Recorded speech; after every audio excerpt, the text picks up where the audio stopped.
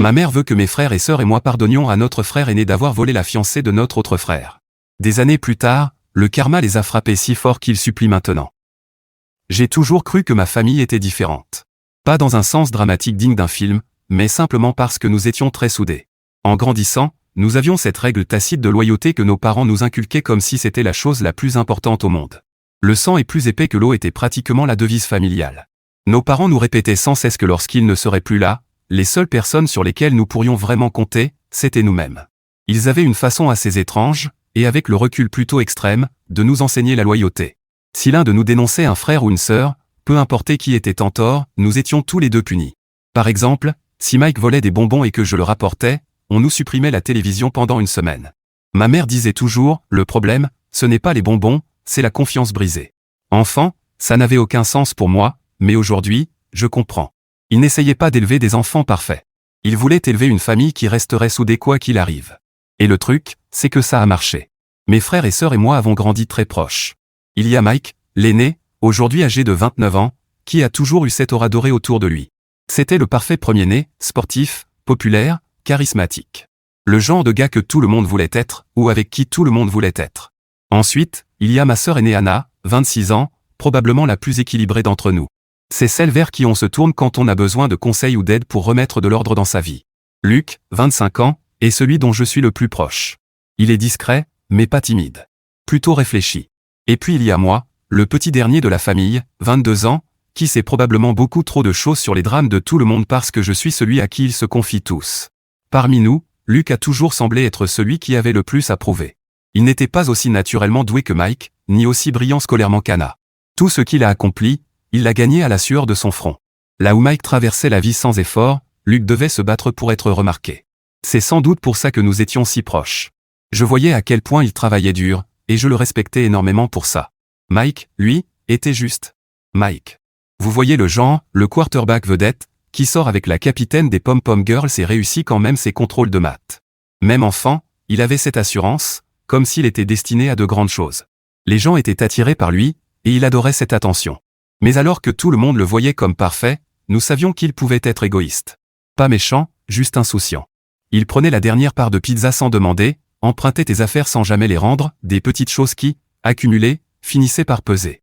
Mais parce que c'était Mike, personne ne le reprenait jamais. Nos parents faisaient clairement du favoritisme, même s'ils ne le faisaient pas intentionnellement. Mike ne pouvait rien faire de mal à leurs yeux. S'il avait des problèmes à l'école, c'était la faute du professeur qui ne le comprenait pas.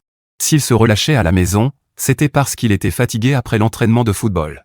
Luc, en revanche, devait se battre pour la moindre parcelle d'attention.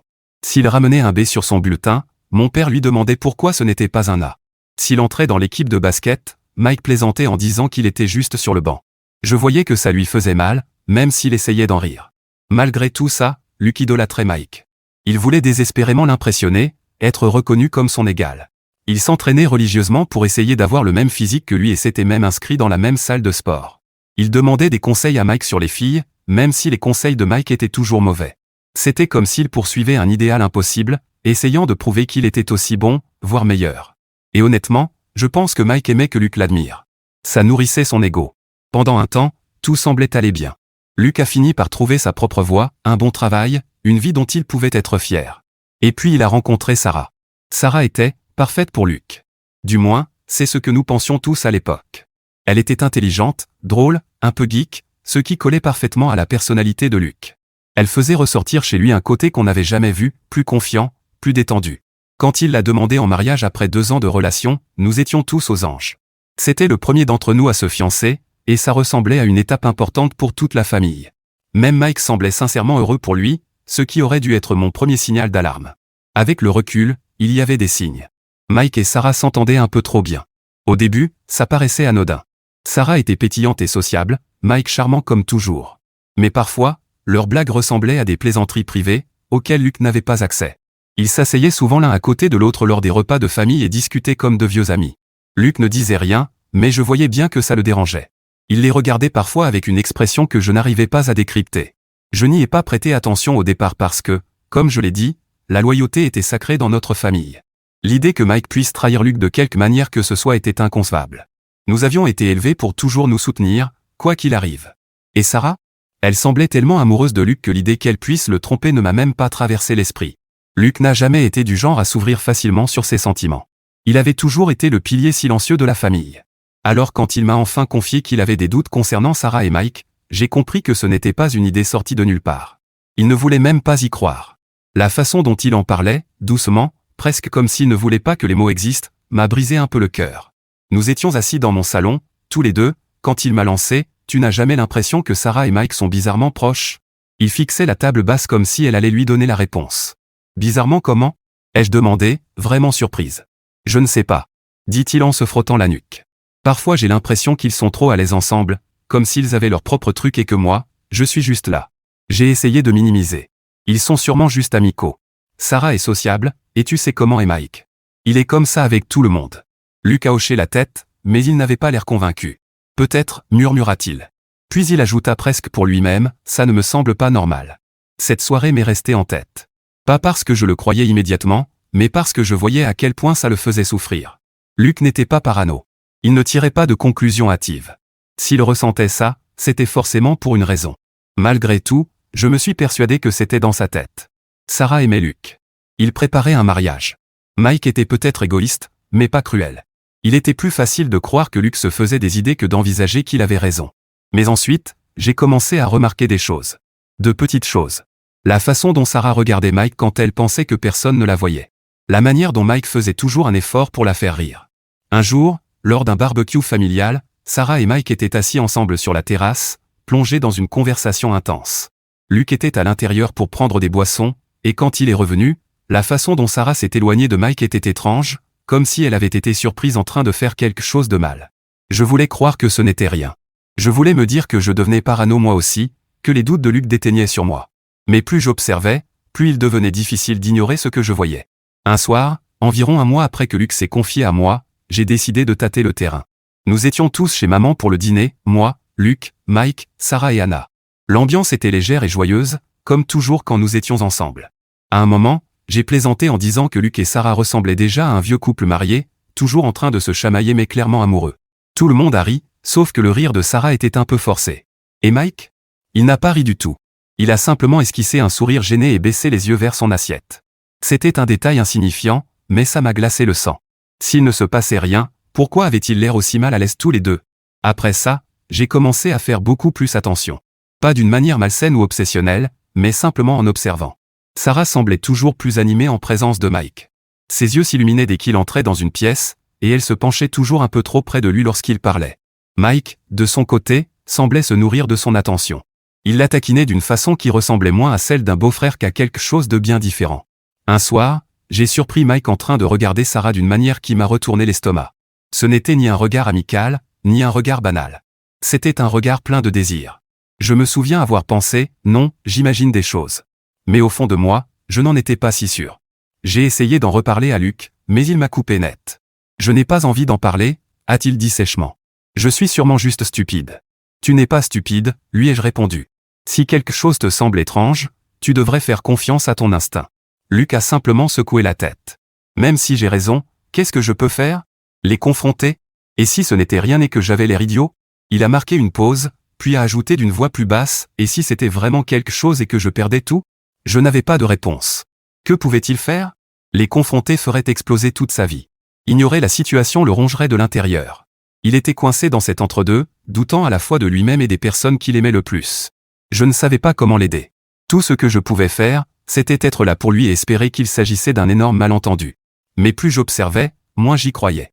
Le déclic final pour moi a eu lieu lors d'un autre rassemblement familial, environ 2 semaines avant que tout ne s'effondre. Nous jouions au jeu des mimes, et c'était le tour de Sarah. Elle essayait de faire deviner quelque chose, sans doute un film ou une série, et Mike n'arrêtait pas de crier des propositions. Il riait, et l'énergie entre eux était intime. Comme s'ils étaient les 2 seules personnes dans la pièce. Luc était assis à côté de moi. Sa mâchoire était tellement crispée que j'ai cru qu'il allait se casser les dents. Quand le jeu s'est terminé, il s'est levé et est allé aux toilettes. Il n'est pas revenu pendant longtemps. Ce soir-là, je n'arrivais pas à me sortir de la tête la manière dont Sarah et Mike interagissaient. Ce n'était pas simplement amical. Ce n'était même pas franchement flirtant. C'était familier. Comme s'ils se connaissaient d'une façon qu'ils n'auraient jamais dû. Je voulais croire que je me trompais, mais au fond, je savais que ce n'était pas le cas. Et je pense que Luc le savait aussi. Avec le recul, J'aurais aimé parler plus tôt. Peut-être que les choses se seraient passées différemment. Peut-être que j'aurais pu épargner à Luc une partie de la douleur qui l'attendait. Mais à ce moment-là, j'avais trop peur de faire des vagues, trop peur d'affronter la vérité. Et pourtant, la vérité a fini par éclater quand même. Le jour où tout a été révélé a commencé comme n'importe quel autre. Je n'étais même pas chez moi quand c'est arrivé. J'ai reçu un appel de Luc au milieu de la nuit. Sa voix tremblait comme je ne l'avais jamais entendue auparavant. Il ne parlait même pas clairement au début. Les mots s'en mêlaient, et je sentais à travers le téléphone à quel point il était brisé. Tout ce que j'ai compris, c'était les mots Sarah, Mike et tromperie. Quand je suis arrivé chez lui, il était assis sur le canapé, la tête enfouie dans les mains, l'air d'avoir été percuté par un camion. Une bouteille de bière vide traînait par terre, et son téléphone était posé face contre la table basse, comme s'il l'avait trahi lui aussi. Quand il a enfin levé les yeux vers moi, ils étaient rouges et gonflés, et il était évident qu'il pleurait sans s'arrêter depuis des heures. « Elle est partie » a-t-il dit d'une voix rauque. « Elle est partie, putain. Qu'est-ce que tu veux dire, elle est partie? Où est-elle allée » ai-je demandé, essayant de comprendre. « Chez Mike. » Il a craché le prénom comme si ça lui faisait physiquement mal.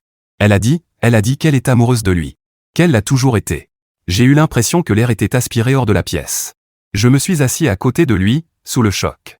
Je ne savais même pas quoi dire. Ce n'était pas une simple dispute ou une rupture. C'était notre frère. Le même gars qui était censé soutenir Luc quoi qu'il arrive. Celui en qui nous avions tous une confiance aveugle depuis l'enfance. Comment avait-il pu faire ça? Elle m'a dit qu'ils couchaient ensemble depuis des mois, a continué Luc, la voix brisée. Des mois.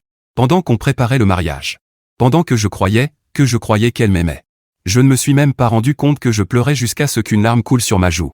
Je ne savais pas pour qui je pleurais le plus. Pour Luc, qui ne méritait pas ça. Ou pour moi, parce que la famille que je pensais connaître était en train de s'écrouler sous mes yeux. Le téléphone de Luc a vibré, et nous l'avons fixé tous les deux comme s'il s'agissait d'une bombe prête à exploser. Il n'a pas décroché, mais j'ai vu le nom s'afficher à l'écran, Mike. Cet enfoiré n'arrête pas d'appeler, a dit Luc, sa voix se durcissant. Qu'est-ce qu'il veut? S'excuser? Expliquer? Comme s'il y avait quoi que ce soit qu'il puisse dire pour arranger ça. Je n'avais pas de réponse. Qu'est-ce que Mike aurait bien pu dire?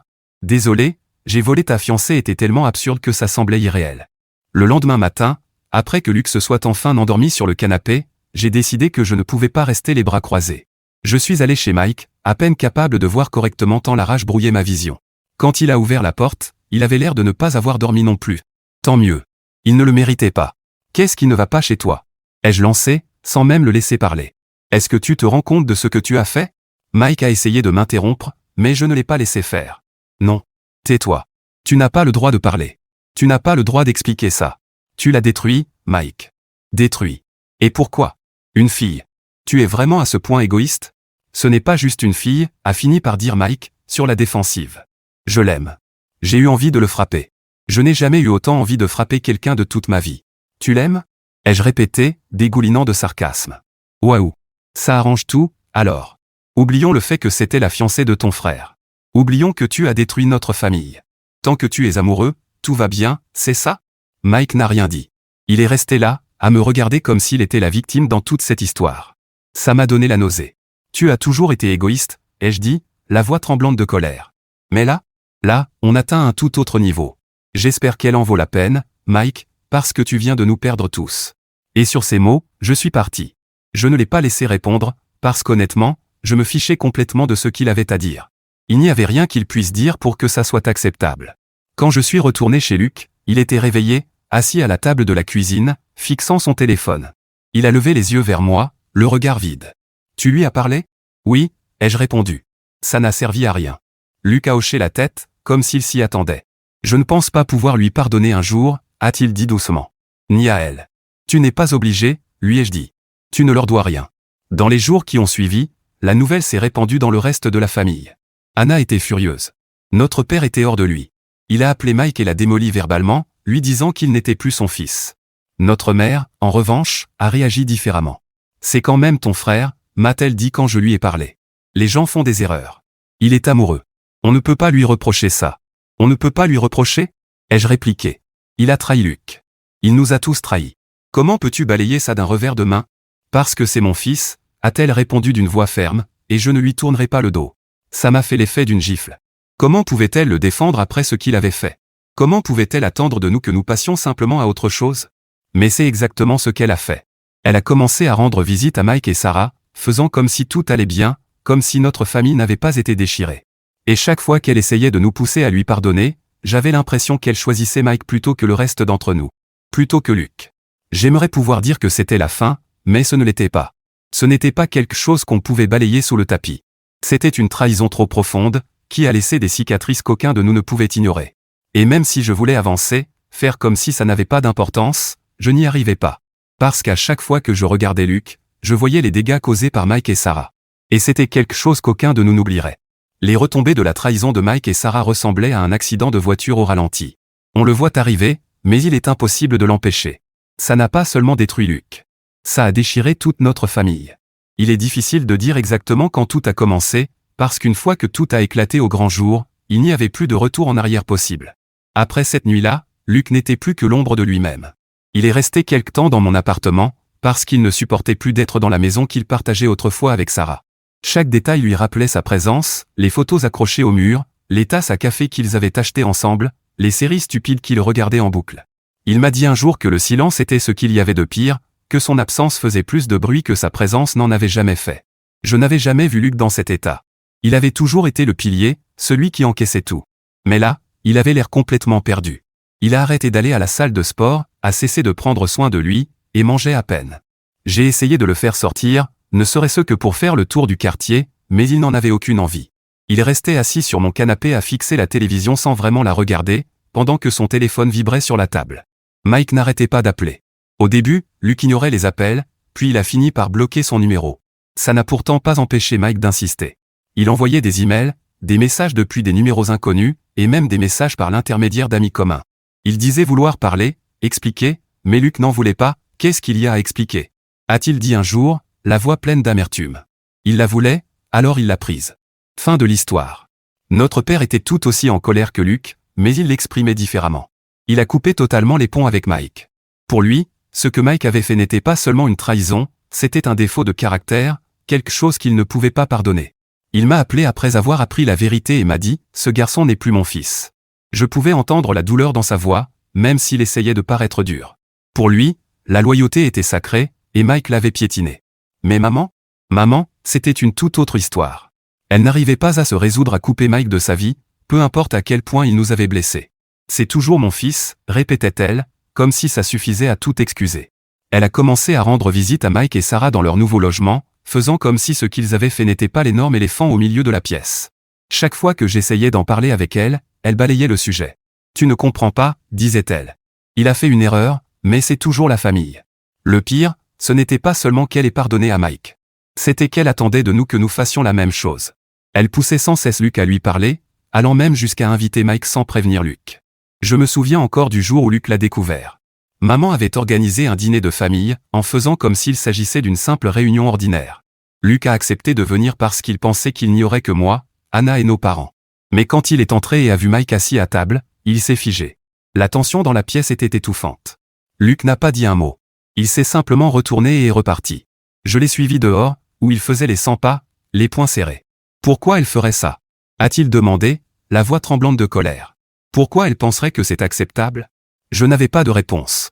Tout ce que je pouvais faire, c'était lui dire ce que je savais qu'il avait besoin d'entendre, qu'il n'était pas fou, qu'il ne réagissait pas de manière excessive, et qu'il avait parfaitement le droit de couper Mike de sa vie si c'était nécessaire pour guérir. Après ça, Luke a cessé tout contact avec maman. Ce n'était pas une décision dramatique. Il n'y a pas eu de grande dispute ni d'adieu en larmes. Il a simplement arrêté de répondre à ses appels. Je pense que ça lui a fait plus mal qu'il ne le montrait, mais il ne pouvait plus supporter ces tentatives constantes de le réconcilier avec Mike. C'était comme si elle refusait de comprendre que certaines choses ne peuvent pas être réparées. Anna, elle, a géré la situation autrement. Elle était furieuse, mais à sa manière calme et réfléchie. Elle a dit exactement ce qu'elle pensait de Mike lors d'un appel téléphonique particulièrement cinglant, puis elle a bloqué son numéro. Elle continuait à parler à maman, mais leur relation est devenue tendue. Chaque fois que maman mentionnait Mike, Anna la coupait net. « Il est mort pour moi », lui a-t-elle dit un jour. « Arrête d'essayer de le ramener. » Quant à moi, j'étais quelque part entre les deux. Je ne pouvais pas pardonner Mike, mais je n'arrivais pas non plus à couper complètement les ponts avec maman, même si son attitude me donnait aussi l'impression d'une trahison. Elle essayait constamment de jouer les médiatrices, mais elle ne faisait qu'aggraver les choses. À un moment donné, elle a même suggéré que nous allions tous en thérapie ensemble, elle, Luke, Mike et moi. « Il faut réparer ça », a-t-elle dit, comme s'il s'agissait d'une chaise cassée ou d'un robinet qui fuit. « Réparer quoi ?»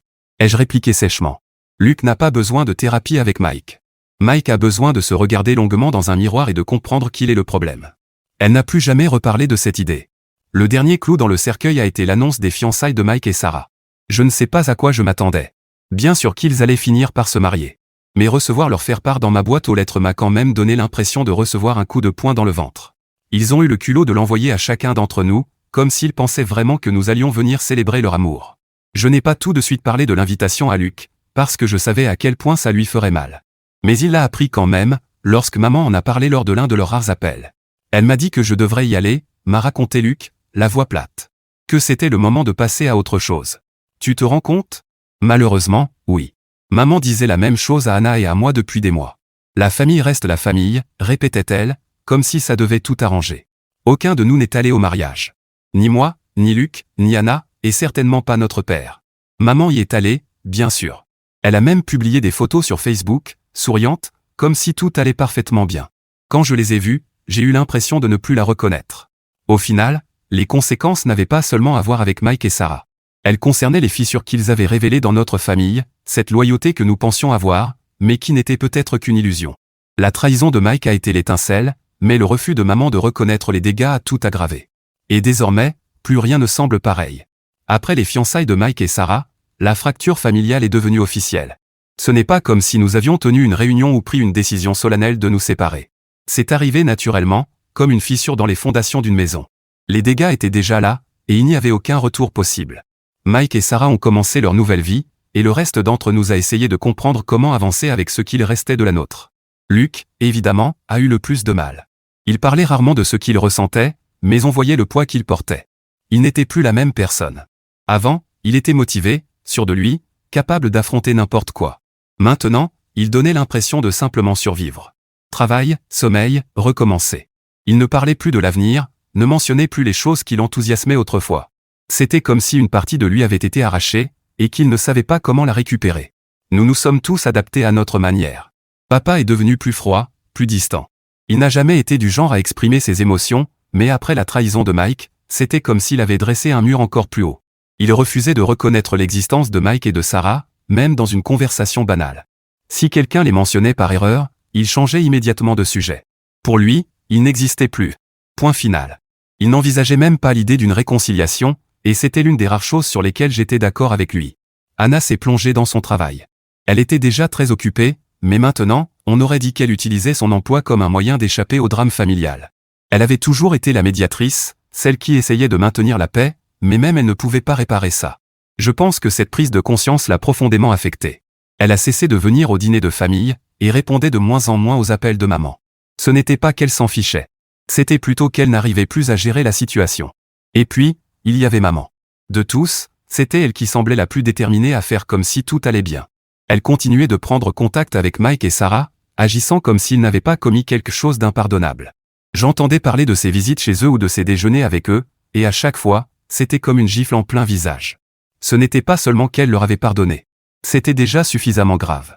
Le pire, c'est qu'elle attendait de nous tous que nous fassions la même chose. Elle répétait sans cesse des phrases comme « on ne peut pas rester en colère éternellement ou on reste une famille », comme si les dire assez souvent allait les rendre vrais.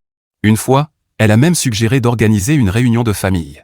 Il faut repartir sur de nouvelles bases, a-t-elle dit, comme si c'était aussi simple que ça.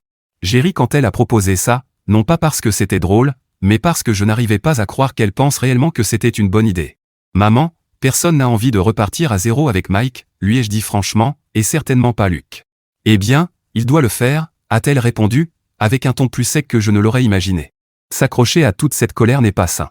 Peut-être qu'il n'est tout simplement pas prêt à pardonner au frère qui lui a volé sa fiancée? Ai-je répliqué.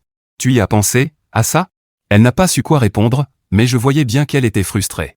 Je pense qu'une partie d'elle nous en voulait de ne pas tourner la page, mais que la plus grande part de sa colère était dirigée contre elle-même, parce qu'elle était incapable de réparer la situation.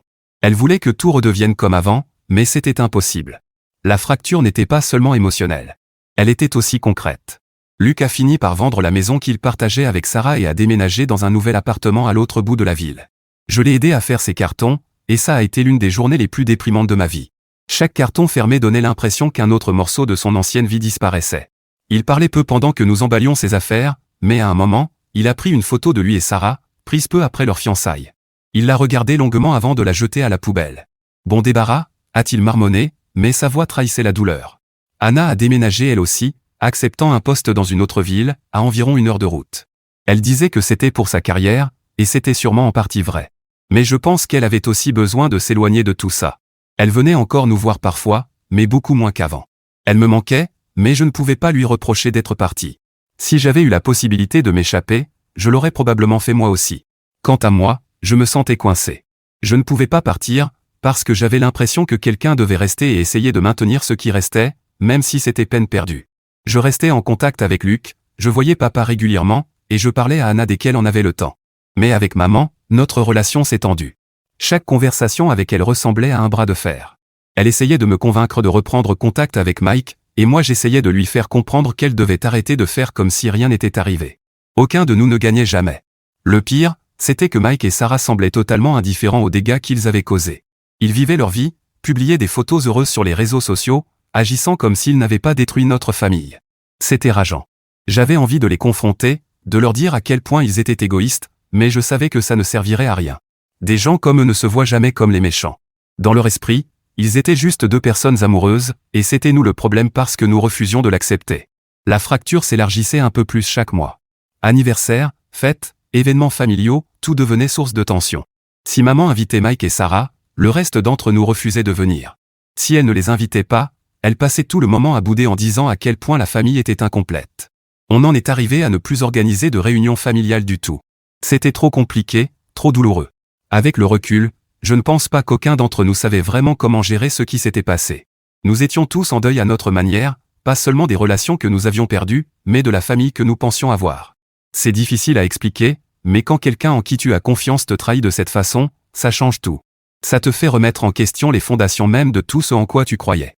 Et pour notre famille, cette fondation, c'était la loyauté. C'était la seule chose dont nous pensions pouvoir être sûrs, celle que nos parents nous avaient inculquée dès le départ. Mais Mike l'a brisée. Il n'a pas seulement trahi Luc, il nous a tous trahis. Et peu importe à quel point maman voulait faire semblant du contraire, il n'y avait rien à réparer. La vie a parfois un sens de l'ironie étrange.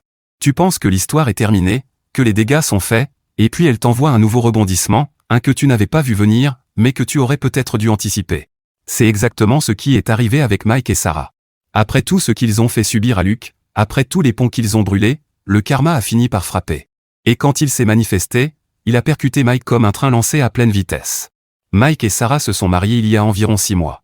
Aucun de nous n'y est allé, évidemment. Ni moi, ni Luc, ni Anna, ni papa. Maman a été la seule de notre côté de la famille à y assister, jouant le rôle de la mère fière et faisant comme si tout allait bien. Elle nous a même envoyé des photos de la cérémonie, comme si nous étions censés être heureux pour eux. Je ne les ai pas ouvertes. Aucun de nous ne l'a fait. Pour nous, Mike et Sarah faisaient définitivement partie du passé. Pendant un temps, ils semblaient mener leur petite vie parfaite. Ils ont acheté une maison ensemble, commencé à planifier leur avenir, et inondaient les réseaux sociaux de photos montrant à quel point ils étaient heureux. Je mentirais si je disais que ça ne me dérangeait pas. Après tout ce qu'ils avaient fait, les voir aussi insouciants donnait l'impression d'un nouveau coup de poignard. Mais je me suis dit que ça ne valait pas mon énergie. Ils pouvaient bien garder leur bonheur factice. Tout ce que je voulais, c'était qu'ils restent loin de nous. Puis, il y a quelques semaines, tout s'est effondré. Je ne l'ai pas appris directement par Mike. Évidemment que non. Il n'a parlé à aucun d'entre nous depuis plus d'1 an. C'est maman qui m'a appelé, la voix paniquée et tremblante. Mike a besoin de nous, a-t-elle dit, comme si ça devait vouloir dire quelque chose. De quoi tu parles ? Ai-je demandé, déjà agacé. C'est Sarah, a-t-elle répondu. Il l'a surprise en train de le tromper. Pendant une seconde, je n'ai rien dit. J'étais stupéfait, mais pas pour la raison que maman imaginait sans doute. Ce n'était pas du choc. C'était quelque chose qui se rapprochait plutôt d'un amusement sombre. Je n'ai pas pu m'empêcher de penser, eh bien, quelle ironie. Laisse-moi deviner, ai-je fini par dire. Avec son meilleur ami ? A soufflé maman. Comment tu le savais ? J'ai éclaté de rire. J'ai vraiment ri, même si ce n'était probablement pas la réaction la plus appropriée. Parce que c'est exactement ce qu'il a fait à Luc, ai-je répondu. On dirait que le karma l'a enfin rattrapé. Maman n'a pas du tout apprécié. Elle s'est mise à parler de la détresse de Mike, de son cœur brisé, du fait qu'il avait besoin de sa famille plus que jamais, et que nous devrions tous nous rassembler pour le soutenir dans cette épreuve. Il a fait une erreur, a-t-elle répété, comme si nous n'avions pas déjà entendu cette phrase 1000 fois. Mais c'est quand même ton frère. Maman, les jeux interrompus. Mike n'a pas juste fait une erreur. Il a détruit Luc. Il a déchiré cette famille. Et maintenant tu veux qu'on ait pitié de lui parce que Sarah lui a fait exactement ce qu'il a fait à Luc ? Tu es sérieuse? Il souffre, a-t-elle insisté. Il ne méritait pas ça. Luc non plus, ai-je répliqué sèchement. Mais ça ne semblait pas te déranger quand c'était lui qui souffrait. Elle est restée silencieuse après ça, mais je voyais bien qu'elle n'abandonnait pas. Elle continuait d'appeler, essayant de nous faire culpabiliser pour que nous reprenions contact avec Mike. Elle a même ressorti une fois de plus l'argument de la famille, disant que nous devions nous pardonner et rester unis. Mais, pour une fois, aucun de nous n'a cédé. Ni Luc, ni Anna, ni papa. Nous étions tous sur la même longueur d'onde. Mike a fait son lit, maintenant il doit s'y coucher. La vérité, c'est que je n'ai aucune pitié pour lui. Je n'y arrive pas. C'est exactement ce qu'il s'est attiré. Il a trahi Luc de la pire façon possible, et maintenant il goûte à sa propre médecine. J'ai honte de l'admettre, mais une partie de moi éprouve une certaine satisfaction à l'idée qu'il comprenne enfin ce qu'il a fait subir à Luc. Peut-être que ça fait de moi une mauvaise personne, mais après tout ce qui s'est passé, je m'en fiche. Luc, en revanche. Luc m'a surpris. Quand je lui ai raconté ce qui s'était passé, je m'attendais à ce qu'il soit en colère, ou même heureux de voir Mike souffrir. Mais il a simplement haussé les épaules. Évidemment, a-t-il dit, comme si ça n'avait plus aucune importance pour lui. Sarah a toujours été comme ça. Je ne voulais juste pas le voir. Est-ce que ça te fait du bien? Lui ai-je demandé, curieux. Il a réfléchi un instant avant de secouer la tête. Pas vraiment. Ça ne change rien. Il est toujours hors de ma vie, et ça ne changera pas. La réaction de Luc m'a fait réaliser à quel point il avait avancé. Il n'était plus en colère. Ni contre Sarah, ni contre Mike. Il avait tourné la page d'une manière que je ne suis pas sûr d'avoir encore atteinte. Pour lui, il ne s'agit pas de vengeance ou de karma. C'est juste un chapitre de plus dans une histoire dont il a déjà refermé le livre. Anna, en revanche, avait beaucoup plus à dire. Bien fait pour lui, a-t-elle déclaré quand je lui ai raconté. J'espère que ça fait aussi mal que ça a fait mal à Luc. Maman veut qu'on le soutienne, ai-je ajouté en levant les yeux au ciel. Anna a éclaté de rire. Oui, bien sûr. Ça n'arrivera pas. Si maman veut le dorloter, libre à elle. Mais qu'elle ne compte pas sur moi. Et puis il y a papa. Il n'a pas dit grand-chose à ce sujet, mais je voyais bien qu'il n'avait aucune intention de recoller les morceaux. Quand j'ai abordé le sujet, il a simplement secoué la tête et dit « Ce garçon a fait ses choix. Maintenant, il doit en assumer les conséquences. » Pour une fois, nous étions tous d'accord. Mike ne mérite ni notre sympathie, ni notre soutien. Il a fait son lit le jour où il a trahi Luc, et maintenant il s'y couche. Si maman veut continuer à le voir comme une victime tragique, c'est son choix. Mais nous autres? Nous en avons fini.